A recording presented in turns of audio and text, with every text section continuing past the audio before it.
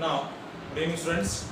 Now, today we'll discuss next topic of the chapter 5th surface chemistry, that is catalysis and different types of catalysis, the mechanism of the catalysis that we will discuss in this section. ठीक है, देखिए basically ये portion जो है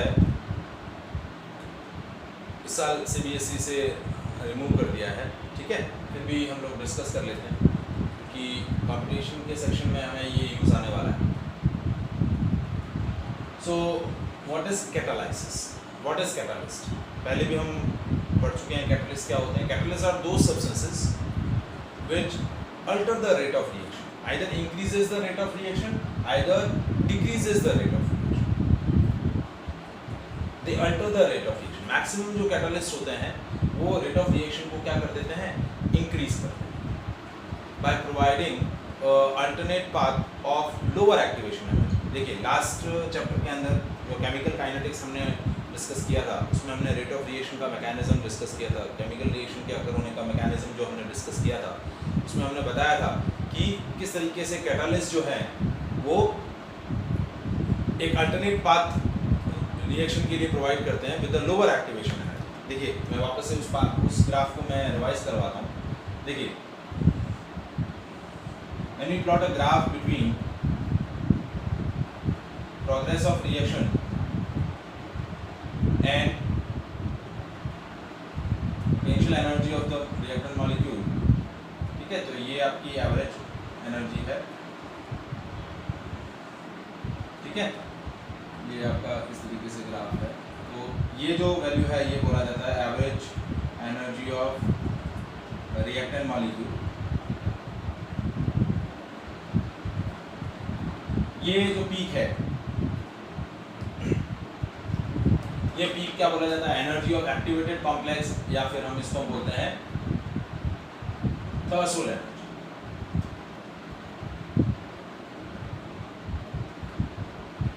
this is a energy barrier, मतलब जब तक किसी भी रिएक्टेंट मॉलिक्यूल की एनर्जी इस एनर्जी की इक्विवेलेंट या उससे ज़्यादा नहीं होगी तब तक वो प्रोडक्ट में कन्वर्ट नहीं होगा. और जो हम एक्स्ट्रा एनर्जी सप्लाई करते हैं बाय इंक्रीजिंग द टेम्परेचर, ये एक्स्ट्रा एनर्जी क्या बोला जाता है, एक्टिवेशन एनर्जी. क्या बोला जाता है, एक्टिवेशन. द एक्टिवेशन एनर्जी क्या था, हमने बताया था the difference of threshold energy and average energy of the reactant molecule. ये जो डिफरेंस होता है ये क्या बोला जाता है, activation energy. But when we use a catalyst, तो कैटलिस्ट क्या करता है, एक अल्टरनेट पाथ प्रोवाइड करता है रिएक्टेंट मॉलिक्यूल्स को by decreasing the peak of the energy. जो थ्रेशोल्ड एनर्जी का पीक है उसको वो क्या कर देता है, लोअर कर देता है. So now we have supplier lower, जो पीक है वो क्या हो गया, कम हो गया. अल्टरनेट पाथ प्रोवाइड कर दिया by providing a lower activation energy. अब हमें एक्टिवेशन एनर्जी जो है वो इतना ही चाहिए, so EA क्या है, activation energy in the absence of catalyst. EA dash is the activation energy in the presence of catalyst. तो कैटलिस्ट क्या करते हैं, लोअर एक्टिवेशन एनर्जी का पाथ प्रोवाइड करते हैं and due to this way they alter और increases the rate of reaction.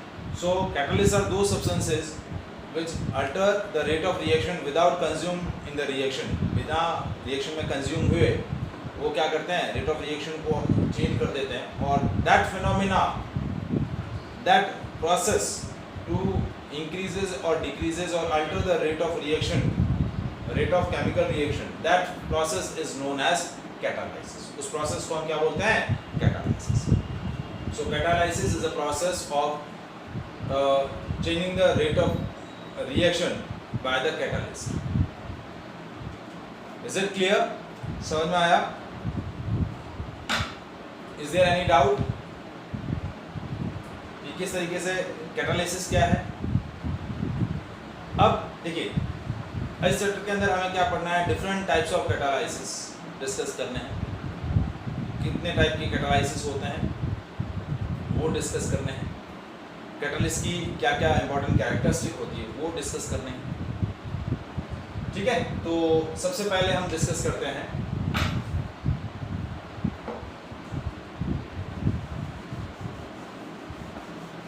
different types of catalysis, ठीक है, या फिर हम बोल सकते हैं कि different types of catalyst, ठीक है। अब कैटलिस्ट जैसा कि हमने बताया कि दो तरीके के हैं, या तो रेट ऑफ रिएक्शन को इंक्रीज करेंगे या फिर रेट ऑफ रिएक्शन को डिक्रीज करेंगे।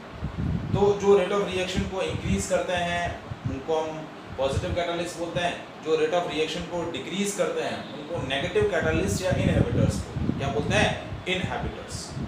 तो सबसे पहला क्लासिफिकेशन हुआ कैटलिस्ट का,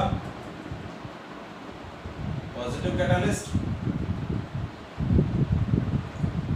और negative catalyst. So positive catalyst क्या करते हैं, रेट ऑफ रिएक्शन को इंक्रीज करते हैं, क्या करते हैं, रेट ऑफ रिएक्शन को इंक्रीज करते हैं, ठीक है। जबकि नेगेटिव कैटलिस्ट क्या करते हैं, रेट ऑफ रिएक्शन को डिक्रीज करते हैं, क्या करते हैं, रेट ऑफ रिएक्शन को क्या करते हैं, डिक्रीज करते हैं। जैसे फॉर एग्जांपल कि N2 + 3H2 gives twice of NH3, this is a important process, process को हम क्या बोलते हैं, Haber process, that is process of formation of ammonia. तो अमोनिया के फॉर्मेशन के लिए जो कैटलिस्ट यूज किया जाता है वो किया जाता है आयरन। आयरन जो है वो क्या करता है, रेट ऑफ रिएक्शन को इंक्रीज करता है, क्या करता है, इंक्रीज करता है, ठीक है। अब इसी रेट ऑफ रिएक्शन को यदि मुझे क्या करना है, डिक्रीज करना है, इसी प्रोसेस को हमें क्या करना है, डिक्रीज करना है, क्या करना है, डिक्रीज करना है। तो कैसे करेंगे, जैसे नेगेटिव कैटलिस्ट का एग्जांपल मैं दे रहा हूँ, रेट ऑफ रिएक्शन को मुझे डिक्रीज करना है। तो देखिए 2H2O2 gives 2H2O + 4। तो अब इस रिएक्शन के अंदर जो कैटलिस्ट आपका क्या कर रहा है, यूज हो रहा है, जैसे ग्लाइकॉल, क्या यूज हो रहा है, ग्लाइकॉल। तो वो कैटलिस्ट क्या कर रहा है, रेट ऑफ रिएक्शन को डिक्रीज कर रहा है।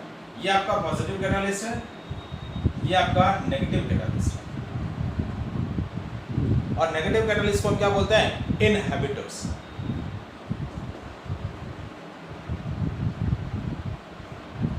क्या बोलते हैं, इनहिबिटर्स, जो रेट ऑफ रिएक्शन को क्या करते हैं, डिक्रीज करते हैं। जैसे नेगेटिव कैटलिस्ट कहाँ यूज किया जाता है, मतलब ऐसा फिनोमेना जहाँ पर हमें प्रोडक्ट का लेसर अमाउंट चाहिए, मतलब प्रोडक्ट जो है वो हमारा अनवांटेड पैरामीटर, अनवांटेड सब्सटेंस है। जैसे फॉर एग्जांपल कि रस्टिंग ऑफ आयरन, ठीक है। तो rusting of iron is a unwanted phenomena, मतलब फेवरेबल फिनोमेना हम नहीं बोल सकते। तो रस्टिंग ऑफ आयरन को यदि हमें क्या करना है, डिक्रीज करना है, क्या करना है, डिक्रीज करना है, तो हम क्या यूज करेंगे, इथाइलिन ग्लाइकॉल। क्या यूज करेंगे, इथाइलिन ग्लाइकॉल। तो इथाइलिन ग्लाइकॉल क्या करेगा, आपके प्रोसेस को क्या कर देगा, स्लो डाउन कर देगा।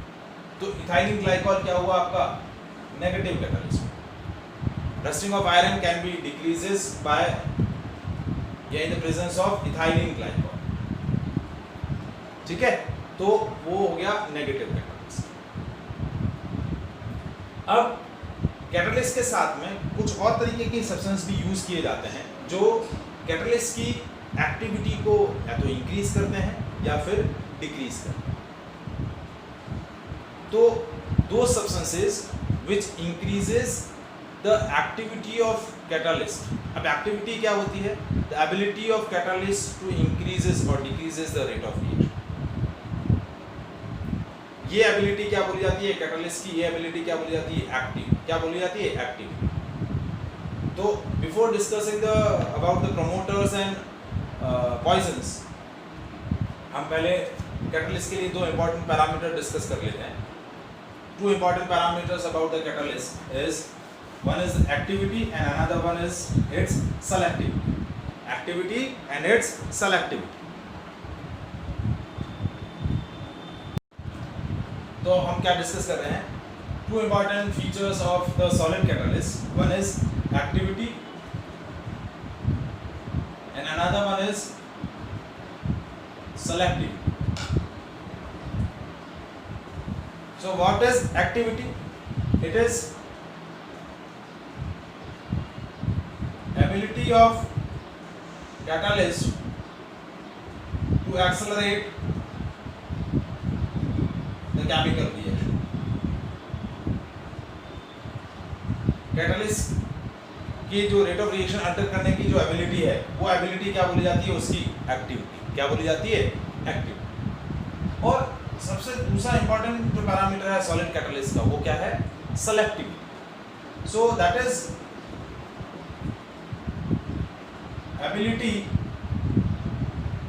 Of catalyst to direct chemical reaction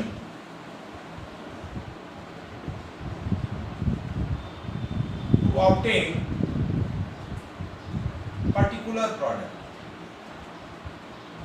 to obtain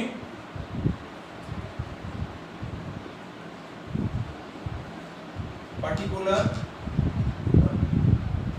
देखिए सेलेक्टिविटी क्या होता है कि ये one of the important parameter और feature of the catalyst about the solid catalyst, कि सॉलिड कैटलिस्ट क्या करता है? अपना प्रोडक्ट खुद सेलेक्ट करता है।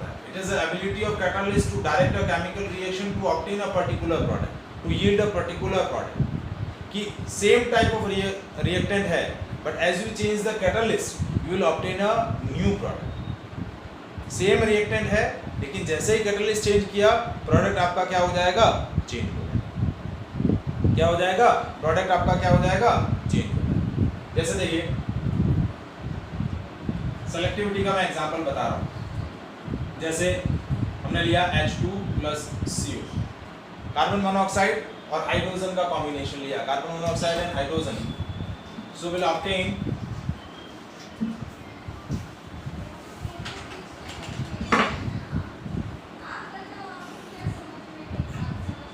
taking a carbon monoxide and hydrogen and taking a nickel as a catalyst.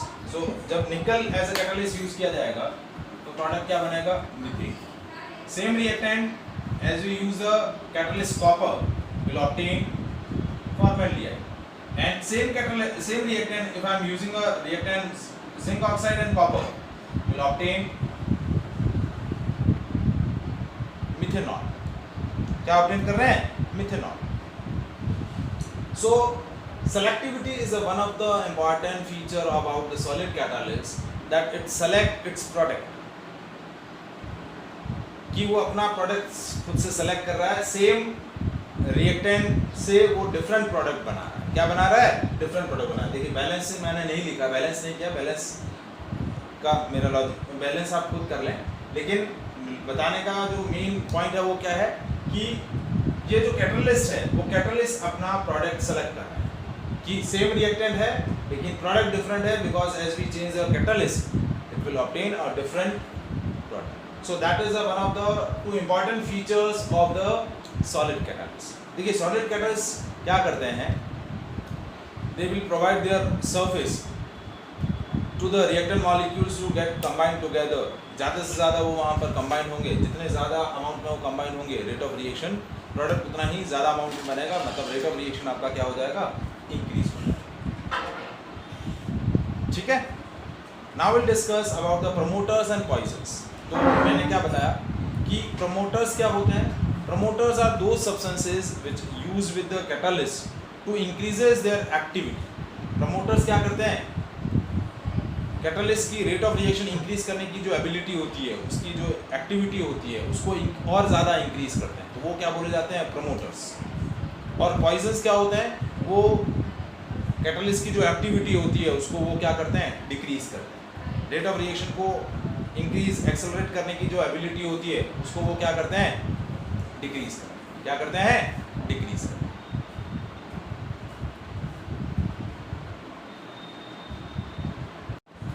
So promoters and poisons.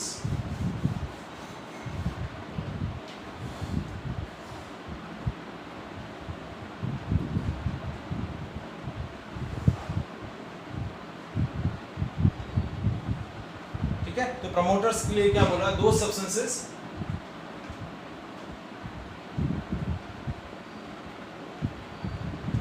which increases activity of catalyst. Catalyst की activity को इंक्रीज करते हैं, वो क्या बोले जाते हैं? प्रमोटर। जैसे देखिए N2 + 3H2 gives 2NH3। इसके लिए कैटलिस्ट क्या यूज किया जाता है? आयरन। अब आयरन के साथ एक और प्रमोटर यूज किया जाता है मॉलिब्डेनम। तो मॉलिब्डेनम आपका प्रमोटर है जो इस कैटलिस्ट आयरन की एक्टिविटी को इंक्रीज करता है। क्या करता है? इंक्रीज करता है। ठीक है। और पॉइजन्स क्या होते हैं? दो सब्सटेंसेस